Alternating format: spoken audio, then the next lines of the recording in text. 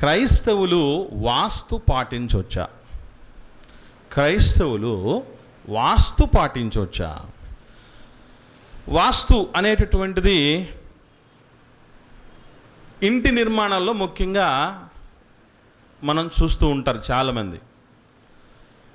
దీనికి చాలామంది ముఖ్యంగా క్రైస్తవుల భాష్యం ఎలా ఉంది అని ఆలోచించగలిగితే, క్రైస్తవుల భాష్యం విషయంలో బైబిల్లో వాస్తు ఉందండి, క్రైస్తవులు వాస్తు పాటించవచ్చండి, ఇందులో తప్పేమీ లేదండి. ఎందుకనంటే దేవుడు నోహు గారి చేత ఓడ కట్టించాడు. కట్టించేటప్పుడు కొలతలు చెప్పాడా లేదా? కొలతలు ఇన్ని మూరలు ఎత్తు ఉండాలి, ఇన్ని మూరల పొడవు ఉండాలి, ఇన్ని మూరలు వెడల్పు ఉండాలి, ఇదిగో ఇన్ని అరలు చేయాలి, అరలు ఇలా ఉండాలి, కిటికీ అక్కడ ఉండాలి, ద్వారం ఇక్కడ ఉండాలి. వాస్తు విషయంలో ఏది ఎక్కడ ఉండాలి ఇంట్లో అనేటువంటిదే కదా. కాకపోతే మంది ఇల్లు అది ఓడ, మిగతాదంతా సేమ్ టు సేమ్ కదా అని చెప్పేవాళ్ళు కొందరు. మరొక మాట ముందుకొచ్చి ఏమని మాట్లాడతారు అని అంటే, ప్రత్యక్ష గుడారం ఉంది. మోషే గారి నాయకత్వంలో ఇశ్రాయేలు సమాజాన్ని నడిపించేటప్పుడు దేవుని యొక్క సన్నిధికి గుర్తుగా ఉన్నటువంటిది ప్రత్యక్ష గుడారం. దాంట్లో నలుదిక్కుల 12 గోత్రాల వాళ్ళలో ఒక 3 గోత్రాల వాళ్ళు ఒక దిక్కు వైపు, 3 గోత్రాల వైపు మరో దిక్కు వైపు, మరో 3 గోత్రాల వైపు మరో దిక్కు వైపు ఉండాలి అని, ఒక ఏ వైపు ఎంట్రన్స్ ఉండాలో, ఎక్కడ గంగాలం ఉండాలో, ఎక్కడ పరిశుద్ధ స్థలం ఉండాలో, ఎక్కడ అతి పరిశుద్ధ స్థలం ఉండాలో, ఎక్కడ ప్రత్యక్ష గుడారం మందస్సం ఎక్కడ ఉండాలో, ఇవన్నీ కూడా దేవుడు రాయించాడు. ఇదంతా ఏమంటారు? వాస్తు కదా. ఆ తదుపరి ఇప్పటికీ చరిత్రలో చిరస్థాయిగా నిలిచిపోయినటువంటి సొలొమోను గారు కట్టించినటువంటి స్వర్ణ దేవాలయం ఉంది. అంటే బంగారు దేవాలయాన్ని కట్టించినటువంటి బంగారు దేవాలయం విషయంలో ఆలోచన చేయగలిగితే మనం అక్కడ కూడా అన్నీ కూడా పద్ధతి ప్రకారంగా ప్రతి కట్టడం, డోర్స్ విషయం కావచ్చు, విండోస్ విషయం కావచ్చు, డయాస్ విషయంలో కావచ్చు, ఇలా అన్ని రకాలైనటువంటి వాటి విషయంలో కూడా పద్ధతి ప్రకారంగా, ఈవెన్ కొందరు ప్రత్యేకమైనటువంటి నిష్ణాతులైన నిపుణులైనటువంటి వారి యొక్క పర్యవేక్షణలో అవన్నీ జరగడం జరిగింది. కన్స్ట్రక్షన్స్ అంతా ఇవన్నీ ఉన్నాయి కదా. కాబట్టి నోహు గారి ఓడ విషయంలో కావచ్చు, ప్రత్యక్ష గుడారం విషయంలో కావచ్చు, అలాగనే సొలొమోను గారు కట్టించినటువంటి బంగారు దేవాలయం విషయంలో కావచ్చు, ఈ కొలతలు వాస్తు అనేది ఇక్కడ ఉంది. కాకపోతే వాస్తు అనే పదం లేదు అక్కడ, అంతే అని కొందరు మాట్లాడుతూ వస్తున్నారు. దీన్ని బట్టి మనం ఆలోచన చేస్తేనండి చాలామందికి మనకు అనిపిస్తుంది, ఎస్ కరెక్ట్, దేవుడే చెప్పాడు కదా, దేవుడే ప్రమోట్ చేశాడు కదా, మరి మనం పాటిస్తే తప్పేముందని. ఇక్కడ గుర్తుపెట్టుకోండి, గాలి మనం ఉన్నటువంటి ప్రదేశంలో గాలి దిశలు ఉంటాయి. ఒక్కొక్క ప్రదేశంలో ఒక్కొక్క రకంగా గాలి దిశలు ఉంటాయండి. గాలి ఫ్రీగా వచ్చి మనకు ఎక్కువగా స్కోప్ ఎక్కడ, ఏ దిశ నుంచి గాలి వచ్చి ఏ దిశ గుండా ఎక్కువ వెళుతుందని, గాలి ప్రసరణ, వెలుతురు, ఇవన్నీ కూడా సమపాళ్ళలో సరైనటువంటి రీతిగా వచ్చుట కొరకు, అలాగనే మనం ఇంట్లో ఉండడానికి అనుకూలంగా ఏది ఎక్కడ ఉందో పెట్టుకోవటంలో తప్పులేదు. గుర్తుపెట్టుకోండి. మీకు అర్థమైందా? ఇప్పుడు గాలి కరెక్ట్గా రావాలండి, మంచి గాలి రాకపోకలు జరగాలి, లేదా మంచి లైటింగ్, మంచి వెంటిలేషన్ ఉండాలి, దీన్నే వాస్తు అంటారా? అంతే. అయితే ఆ వాస్తుని మనం పాటించవచ్చు. మళ్ళీ చెప్తున్నా, గాలి ప్రసరణ బాగా జరగాలి, వెంటిలేషన్ బాగుండాలి, అన్ని రకాలుగా ఒక కుటుంబం కంఫర్టబుల్గా ఉండడానికి, నివాసం ఉండడానికి అనుకూల పరిస్థితులు ఏవైతే మనం పెట్టుకోవచ్చో అవన్నీ కలిగి ఉన్నారా, దాన్నే వాస్తు అంటారా? అంతవరకు అయితే ఓకే. కానీ వాస్తులో ఎంతవరకు వెళ్ళింది లోకం అని ఆలోచించగలిగితే, ఏమండి ఫలానా చోట నివాసం ఉంటే, అంటే వాస్తు ప్రకారం ఇల్లు కట్టని ఇంటిలో మనం నివాసం ఉంటే మనం అనుకున్నవి జరగవు. లేదా ఉద్యోగం రావడానికి ఎంతో తెలివితేటలు కలిగినటువంటి, ఎన్నో అర్హతలు కలిగినటువంటి వ్యక్తి అయినా ఉద్యోగం రాదు, ప్రమోషన్లు రావు, పెళ్లి కాని పిల్లలకు పెళ్ళిళ్ళు కావు, ఇంకా చెప్పాలంటే ఆ ఇంట్లో ఉండే వాళ్ళు చచ్చిపోవచ్చు. ఎందుకంటే ఇది వాస్తు ప్రకారం లేదు అనే ఉద్దేశంతో చాలామంది ఏం చేస్తారంటే ఇది అంతా కూడా దారుణమైనటువంటి రీతిలో సొమ్ము చేసుకోవడానికి, మనిషి బలహీనతను సొమ్ము చేసుకోవడానికి బాగా రుద్దేస్తారు. ఏమండి, వాస్తు లేదు కాబట్టి ఉద్యోగాలు రావు అని అనుకుంటే వాస్తు ప్రకారం పర్ఫెక్ట్గా కట్టిన ఇళ్లలో కూడా ఉద్యోగం లేని వాళ్ళు లేరా? అంతా వాస్తు ప్రకారం క్లియర్గా ఉంది అయినా కూడా పెళ్ళిళ్ళు కాని వాళ్ళు లేరా? అంత వాస్తు క్లియర్గా ఉంది, ప్రమోషన్ లేని వాళ్ళు లేరా? పోనీ అప్పులు తీరనోళ్ళు లేరా? ఆరోగ్యాలు కుదుటపడినోళ్ళు లేరా? పోనీ వాస్తు ప్రకారం కట్టినప్పుడు అసలు చావులే లేవా? ఎలా అర్థం చేసుకో? ఎంత కూడా ఎన్ని రకాలుగా దారుణమైనటువంటి పరిస్థితుల్లో చేస్తున్నారంటే, ఒక ఇల్లు కడుతున్నప్పుడు అక్కడ వాటరు సఫిషియెంట్గా కావలసినంత వాటర్తో కట్టాలి కాబట్టి ఆ ఇల్లుని సంపు అనేది ఏర్పాటు చేస్తారు. దాన్ని సరైన రీతిలో పెట్టుకోకపోతే ఆ చుట్టుపక్కల ఆడుకునేటటువంటి పిల్లలు దాంట్లో పడి చనిపోవడానికి ఎవరు గమనించకపోతే అవకాశాలు ఉన్నాయి. దాన్ని ఆసరాగా చూపించి కోట్ల రూపాయలు విలువ చేసేటువంటి ఇల్లు కాజేయాలి, లేదంటే దాన్ని సొమ్ము చేసుకోవాలని ఒకడు ఆలోచన చేశాడు. ఈ ఇల్లు కట్టేవాడు వాస్తు పుచ్చాడు, మోసం చేసేవాడికి ఇలాంటివాడే కావాలి. లోకంలో ఒక సామెత ఉంది, ఏమనంటే మోసపోయాడు ఉన్నంత వరకు మోసగించేవాడు ఉండనే ఉంటాడట. విన్నారే మాట? మోసపోయేవాడు ఉన్నంత వరకు మోసగించేవాళ్ళు ఉండనే ఉంటారట. వాడు వచ్చిన తర్వాత ఏం చేశారంటే, అసలు ఇక్కడ బిడ్డ ఎందుకు చనిపోవాల్సి వచ్చిందని అంటే ఈ ఇల్లే వాస్తు ప్రకారంగా కట్టలేదు. మరి ఏం చేయాలి అని అంటే, ఇప్పుడున్న దాన్ని మార్చి కట్టాలంటే కట్టినటువంటి ఖర్చు డబుల్ అవుతుంది కాబట్టి ఒక పని చేయండి, సగానికి ఎవరికైనా అమ్మేయండి. ఆల్రెడీ ఇంకో పార్టీని, సగానికి కొనుక్కునే పార్టీని కూడా పిలిపించాడు రెడీగా. సగానికి కొనుక్కోవడం జరిగింది. అందరి దగ్గర టామ్ టామ్ చేయించారు. ఏమని?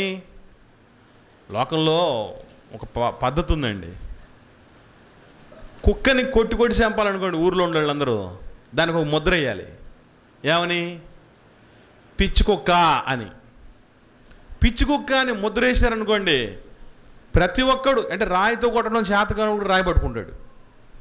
అట్లాగే ఏమండి, ఆ ఇల్లు వాస్తు ప్రకారంగా లేదండి, అందుకే ఆ ఇంట్లో ఎవ్వరు పురెక్కిరారండి, అందరికీ అనారోగ్యాలు వస్తూ ఉంటాయండి, ఎవరికి కానీ ఉద్యోగాలు లేవండి, చాలా మంచి పిల్లలండి, చూడడానికి ఎంత బాగుంటారు పిల్లలు, అమ్మాయిలు అబ్బాయిలు, వాళ్ళకి పెళ్ళిళ్ళే కాలేదు. ఎందుకంటే వాస్తు ప్రకారం లేదండి ఇల్లు.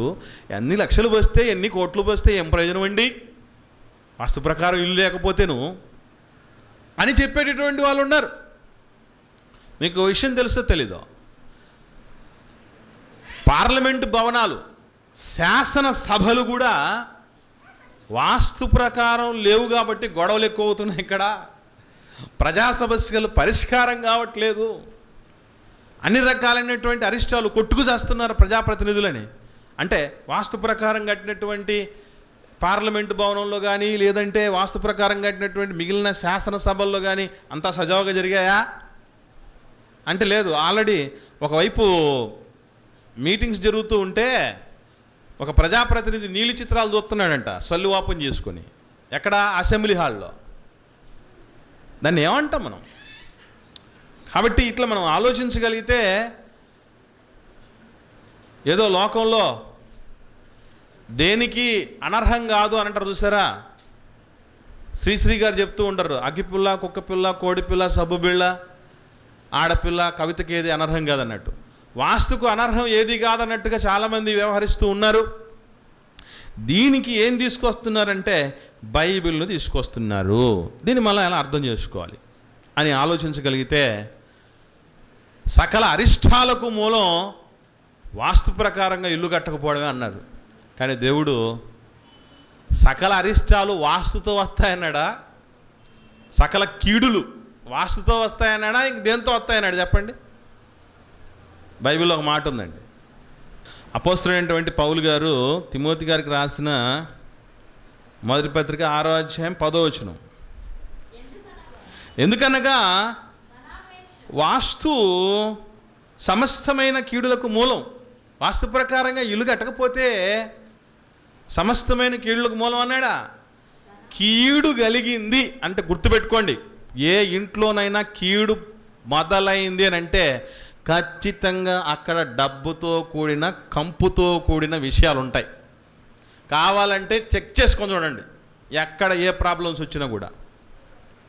ఇప్పుడు కొందరు ఉంటారండి, కకృతిరాళ్ళని, అనారోగ్యం వచ్చింది, బయటికి వెళ్ళి ₹1 మాత్ర కూడా కొనుక్కోరు, ఏదో ఒక చిటకా పాటిస్తే పోద్దులే అనుకుంటారు. అది అలాగ లోపలుండి ముదిరి ముదిరి ముదిరి ముదిరి ముదిరి పాకాన పడుతుంది. అప్పుడు ఆర్ఎంపీ డాక్టర్ దగ్గరికి పోతాడు. ఇప్పుడు ముగిదిరి పాకాన పడినప్పుడు ఆర్ఎంపీ డాక్టర్ దగ్గరికి పోతాడు. అంటే ఆర్ఎంపీ డాక్టర్ దగ్గరికి వెళ్ళాల్సిన టైంలో కనీసం మెడికల్ షాపులో మాత్ర కూడా కొనుక్కోరు. ఇప్పుడు ముదిరి పాకాన సూపర్ స్పెషాలిటీ హాస్పిటల్కి పోతే కానీ గ్యారెంటీ లేదు, అట్టంటే ఆర్ఎంపీ డాక్టర్ దగ్గరికి పోతాడు. దేనికి ఇదంతా? దేనికి కకృతిపడి? డబ్బు ఖర్చు అవుతే అని. ఆరోగ్యమే మహాభాగ్యం అనేది అప్పుడు గుర్తురాదు. అర్థమవుతుందా?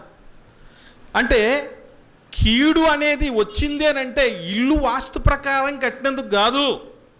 కీడులు ఇంట్లోకి వస్తున్నాయనంటే డబ్బు పిచ్చోళ్ళు ఉంటే ఇంట్లో అక్కడ గబ్బు గబ్బే. ఎంతవరకు అవసరం అది? డబ్బు ఎంతవరకు అవసరం? అవసరానికి డబ్బు తప్ప అన్నిటికీ డబ్బు కాదు. ఓకే, అంటే కీడు అనేది డబ్బుతో వస్తుంది తప్ప వాస్తుతో కాదు. ఈరోజు వాస్తు అనే దాన్ని ఎందుకు తీసుకొని వచ్చారనుకున్నారు? బూచి. అది వాస్తు అనేది బూచి. దాన్ని ఎరగా వేసి ఇది బాగా మొత్తం అంతా మార్చేస్తేనండి అక్కడ బరువు ఉండాలి, ఇక్కడ బరువు తక్కువ ఉండాలి, ఇక్కడ కిచెన్ ఉండాలి అని ఎన్ని రకాలుగా చెప్తారంటే, ఇదిగో మన అన్యుల సాంప్రదాయ ప్రకారం అంటండి అష్టదిక్కులు ఉన్నాయి, మనకు తెలుసు కదా. 4 దిక్కులు 4 మూలలు, వీన్ని అష్టదిక్కులు అని అంటారు. అష్టదిక్కుల్లో పాలకులు ఉంటారట, వాళ్ళకి అష్టదిక్పాలకులు అని పేరట. అష్టదిక్పాలకులకు కోపం వస్తుందట. ఆ కోపం వస్తున్నటువంటి వాళ్ళని మనం అప్పుడు కూల్ కూల్ కూల్ అని మనం అప్పుడు కంట్రోల్ చేయాలట. అష్టదిక్పాలకులు ఇలా కంట్రోల్ చేసేటటువంటి క్రమంలో ఏం జరుగుతుందంటే నైరుతి అనేటటువంటి దిశలో ఆ రాక్షసుడంట, అంటే అష్టదిక్పాలకులు రాక్షసులంట, ఆయనకు కోపం ఎక్కువట. నైరుతిలో బరువు ఎక్కువ పెట్టాలంటారు. ఎందుకంటే అక్కడ వెయిట్ పెడితే ఆయన ఇంకా కోపం కంట్రోల్ అవుద్దట. వెయిట్ ఎక్కువ పెడితే ఆయన కోపం, అంటే ఆయన ఎలాంటి అనమాట, ఆ వెయిట్ని లిఫ్ట్ చేయలేనంత వీక్ పర్సన్ అన్నమాట. ఒక్కటి మాటలు చెప్పాలంటే ప్రాణభీతిని కలిగించేది వాస్తు. మరి ముఖ్యంగా దాని బేసిస్ మీద, అంటే బూచి, దీనివల్ల ఏదో జరిగిపోతుంది. అందుకే అప్పుడప్పుడు ఎవరన్నా భయపెట్టారనుకోండి, ఏమండి అసలు క్రైస్తవులు ఇల్లు కట్టేటప్పుడు కూడా చూడండి, వాళ్లకు దేవుడి రూమ్ అనేది ఉంటుంది. అసలు దేవుడిని రూమ్లో పెడతారు ఎవరన్నా? మనోళ్ళు కూడా దేవుని రూమ్ అని ఏదో ప్రేయర్ చేసుకుంటున్నాం, దేవుని రూమ్ అని పెట్టి ప్రేయర్ చేసుకుంటున్నాం అని చెప్తూ ఉంటారు. వాస్తవంగా అక్కడే ప్రేయర్ చేసుకుంటే దేవుడు వింటాడేంటి? యోనా గారికి దేవుడి రూమ్ లేదు, మరి చేప కడుపులో చేసాడు, మరి ఏమందాం మనం? సో ఇట్లన్నీ మనం ఆలోచన చేయగలిగితే ఈవెన్ ఇల్లు కడుతున్నటువంటి వాళ్ళు పొరపాటున అన్ని జనులు అయినారు అనుకోండి, మనమే క్రిస్టియన్సే మనం కడుతున్నాం, ఇల్లు కట్టే వాళ్ళు అన్ని జనులు అనుకోండి, ఏమండి ఇది అసలు వాస్తు ప్రకారం కట్టట్లేదు, ఏంటి మీ ధైర్యం ఏంటి, మీ యొక్క మీరు ఎందుకు ఇలా చేస్తున్నారు, అసలు ఏమైనా బతకడానికైనా, ఎవరైనా ఈ ఇంట్లో ఎవరైనా ఉండడానికైనా, అసలు పురికి రావడానికైనా అని చెప్తూ ఉంటే, ఈ మాటలు చెప్పిన తర్వాత మనోళ్ళు కొందరు ఏం చేస్తారంటే, బాబు ఈ గొడవలల్లా ఎలా, ఎందుకు ఈ అనవసరమైన భయాలు, ఎందుకు ఈ పులిగాడి కంటే గిలి ఎక్కువ కదా, కాబట్టి మీ ఇష్టం కట్టేయండి. ఆ వాస్తు ఏదో ఉందన్నారు కదా, కానీ కట్టేయండి అండి, వాస్తు దోషం పోద్దని గుర్తుపెట్టుకోండి. ముఖ్యంగా ప్రారంభంలో మనం చెప్పుకున్నట్టుగా నోహు గారి ఓడ విషయంలో దేవుడు వాస్తు చెప్పలే, కొలతలు చెప్పాడు. కొలత వేరు, వాస్తు వేరు. ఒకటి, ఇప్పుడు నువ్వు కొన్ని సెంట్లు అంటారు, కొన్ని చోట్ల గజాలు అంటారు కదా. ఇట్లా కొలతల ప్రకారంగా కట్టడం చేయడం అనేది కొంతవరకు ఉంటుంది. బెడ్రూమ్ ఎంత కొలతలు కట్టాలి, ఇది మనకున్నట్టుగా వాస్తవంగా దేవుడే ఎందుకు చెప్పాలి ఎక్కడ అని అంటే, ఎన్ని జీవరాశులు వస్తాయో నోహు గారికి తెలియదు, దేవుడికి తెలుసు. ఎంత వర్షం పడుతుందో నోహు గారికి తెలియదు, దేవుడికి తెలుసు. అందుకే డోరు కూడా నువ్వు మూసుకోవద్దు, నేనే మూసేస్తానన్నాడు. కిటికీ ఎక్కడ పెట్టాలి, ఎక్కడ పెడితే వాళ్ళు లోపల ఉన్న వాళ్ళందరూ బతుకుతారో అక్కడ దేవుడికి తెలుసు కాబట్టి దేవుడు చెప్పాడు. అంతేగాని ఈరోజు మరి నోహు గారి ఓడలాంటి పరిస్థితుల్లో ఎక్కడన్నా ఇళ్ళకు ఉన్నాయి. మరి ప్రత్యక్ష గుడారం దేవుడి సన్నిధికి గుర్తుంది, అది మన ఇంటికి పెట్టుకోవడం ఎలాగా? మరి దాన్ని తీసేసి స్వర్ణ దేవాలయం కట్టించాడు దేవుడు. పోనీ అంతటితో ఆగాడా? స్వర్ణ దేవాలయం తీసేసి ఈరోజు మన గుండెల్లోనే వచ్చి ఉంటాడని చెప్పాడు. మరి దీనికి వాస్తు చూడద్దా ఆ హృదయానికి? మరి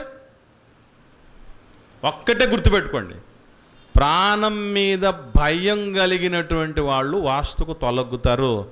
దేవుని పిల్లలకు, క్రైస్తవులైనటువంటి వాళ్ళకి ఫస్ట్ ప్రాథమికంగా తెలుసుకోవాల్సిన సత్యం ఏంటంటే, పొర్రపాటున కూడా ప్రాణభీతి అనేటటువంటిది రాకూడదు. ఎందుకు రాకూడదు అని అంటే, ఒకసారి ఒక మాట అన్నాడు యేసుప్రభుల వారు. చూద్దాం, మత్తయి సువార్త 16వ అధ్యాయము. మత్తయి సువార్త 16వ అధ్యాయము 24వ వచనం చూద్దాం. అప్పుడు యేసు తన శిష్యులను చూచి, ఎవడైనను నన్ను వెంబడింప కోరిన ఎడల, ఎవరిని ఉపేక్షించుకొని, తనను తాను అంటే అర్థం ఏంటి? నీ మీద నీకే తీపి, ప్రాణం మీద తీపి ఉండకూడదు, అదే కదా అర్థం. తన్ను తాను ఉపేక్షించుకొని అని అన్నాడు. మన మీద మనకే ప్రేమ కానీ లేదా ఆశ కానీ ఉండకూడదు. ఎందుకంటే తన్ను తాను ఉపేక్షించుకొని ఏం చేయాలట? తన సిలువనెత్తుకొని నన్ను వెంబడించాలి అన్నాడు యేసు ప్రభువు. అంటే ప్రతి క్రైస్తవుడికి ప్రాణం ఎవరి చేతుల్లో ఉన్నన్న భ్రమలో ఉండకండి. ప్రాణం వాస్తు చేతిలో ఎప్పటికీ ఉండదో. ప్రాణం ఎవడో ఇదిగో ఈ గీతలు రాతలు చూపించేటువంటి వాడి చేతిలో ఉండదో. ఎందుకనంటే అసలు మన ప్రాణం ఎవరి వశమని చెప్పాడు బైబిల్లో దేవుడు. ఒకసారి చూద్దాం, దానియేలు గ్రంథం. ప్రపంచాన్ని ఏలే చక్రవర్తితో చెప్పబడినటువంటి మాట అండి ఇది. దానియేలు గ్రంథం 5వ అధ్యాయం 22, 23 వచనాల్లో చివరి మాట చూద్దాం. నీ ప్రాణమును నీ సకల మార్గములను ఏ దేవుని వశమున ఉన్నవో ఆయనను నువ్వు గణపరచలేదు. వాస్తుని నెత్తిన పెట్టుకుంటున్నారేమో దేవుని పిల్లలు, అది మనకు తగింది కాదు. దేవుని పిల్లలకు తగినది ఏమాత్రం కాదు ప్రియులరా. వెంటిలేషన్ కోసం చూస్తావా? No problem. గాలి వీచేదానికి సంబంధించి చూస్తావా? No problem. నీవు ఇంట్లో ఉండేటువంటి పరిస్థితులను బట్టి, వ్యక్తుల యొక్క పరిస్థితులు, ఎంతమంది ఉన్నారు, ఎన్ని బెడ్రూమ్స్ కావాలి, ఎంత హాల్ ఉండాలి, ఎంత కిచెన్ ఉండాలి, ఎక్కడ బాత్రూమ్స్ ఉండాలి, ఎక్కడ మెయిన్ హాల్ ఉండాలి, ఇవన్నీ కూడా పెట్టుకొని నువ్వు మీ కంఫర్ట్ ప్రకారం కట్టుకోవచ్చు, నో ప్రాబ్లం. కానీ వాస్తు ప్రకారం కట్టలేదు కాబట్టే వీళ్ళు పూరెక్కి రావట్లేదు. వాస్తు ప్రకారం కట్టలేదు కాబట్టే ఇంట్లో చచ్చిపోయారు.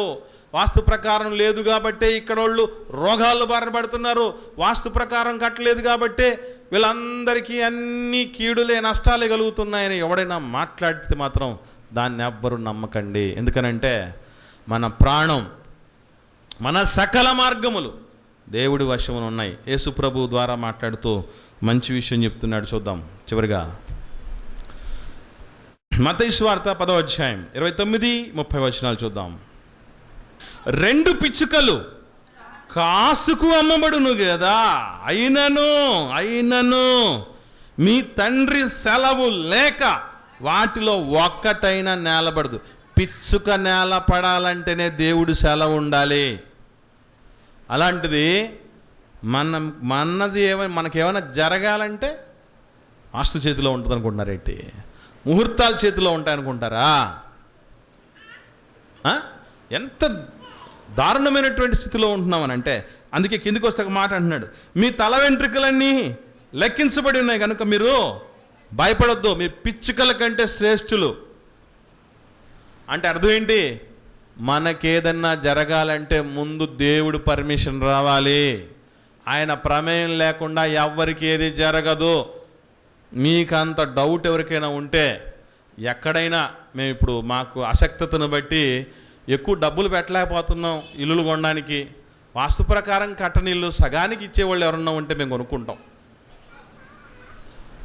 వాస్తు ప్రకారం కట్టనటువంటి ఇల్లు దారుణంగా ఎక్కడే కానీ వాస్తు పాటించలేదండి ఈ ఇంటికి అని మార్కెట్ ప్రకారంగా మార్కెట్ వాల్యూలో ఇది ఒక 50 లక్షలు అవుద్దండి, మీరు ఒక 25 లక్షలు ఇస్తామంటే బంగారం కొనుక్కోవడానికి సిద్ధంగా ఉన్నాం. సో దేవుడు ఎంత అద్భుతమైనటువంటి రీతిలో చెప్తున్నాడంటే, మన ప్రతి గమనం ఈ ప్రపంచంలో ఉన్న ఏ మానవుడి చేతిలో లేదు. అనవసరమైన భయాలతో బతకండి. ఎవరు ఇల్లు వాస్తు ప్రకారం లేదు కాబట్టి ఒళ్ళు గుళ్ళయింది, లేదంటే ముహూర్తాలు సరిగా లేవు కాబట్టి ఈ బంధాలు నాశనం అయిపోయాయి, ఏ ముహూర్తాన్ని నేను చేసుకున్నానుగా నా బతుకు బస్టాండ్ అయిపోయింది, ఈ మాటలే వద్దు. అసలు బలము, మన బలమైన మన బలహీనతనైనా మన సమస్తం దేవుడే. ఆ దేవుడి సెలవు లేక మనకెవరు ఏ హాని చెయ్యలేరు. మనం అనుకోవటమే, మన భ్రమలే ఇవన్నీ. ఎవరి వల్ల ఏమైనా జరిగిపోతుందేమోనండి. పొర్రపాటును కూడా అలా అనుకోకండి. గుర్తుంచుకోండి, క్రైస్తవులు వాస్తు పాటించవచ్చా అంటే, వాస్తు అంటే ఇక్కడ గుర్తుపెట్టుకోవాల్సిన వాస్తు నేను 2 సార్లు చాలాసార్లు చెప్పాను మెసేజ్ చెప్పేటప్పుడు. మనకు కంఫర్టబుల్గా బ్రతకటం కోసం, అనుకూలంగా ఉండటం కోసం పరిస్థితులను బట్టి చేసుకుంటే పర్లేదు, కానీ ప్రాణభీతితో భయపెట్టి దాన్ని సొమ్ము చేసుకునేటటువంటి విధంగా ఏదైతే చెప్తున్నారో దాన్ని మాత్రం ఎవరు పొరపాటును నమ్మకండి. అంటే వాస్తు అనేటటువంటిది అనుకూలంగా ఉండగలిగినంత వరకే నో ప్రాబ్లం. దాన్ని బియాండ్ అయిపోయి మనిషి బలహీనతలను సొమ్ము చేసుకునే విధంగా కనుక ఎవరైనా చెప్పారంటే మాత్రం దాన్ని ఎవరు నమ్మకండి. అనవసరంగా వేలు లక్షలు తగలేయకండి వాస్తు కోసం. ఓకే, మీ ఇష్టం. బరువులు ఎక్కడ పెట్టుకోవాలో అక్కడ పెట్టుకోండి, ఎక్కడ ఏ కన్స్ట్రక్షన్స్ కట్టుకోవాలంటే అక్కడ కట్టుకోండి, మీ కంఫర్ట్. అంతే తప్ప పలానా చోట బరువు లేకపోతే గుండె బరువు ఎక్కుతుందని మాట్లాడితే మాత్రం ఎవరు నమ్మకండి. బైబిల్లో దేవుడు అభ్యుదయాల నిలయం కాబట్టి అటువంటి అభ్యుదయాలతో ప్రతి ఒక్కరూ జీవిస్తూ దేవుని యొక్క కనుసన్నల్లో ఆయన యందు భయభక్తులతో బ్రతుకును ముందుకు సాగించాలని ప్రేమతో నేను మనవి చేస్తూ సందేశాన్ని ముగిస్తున్నాను.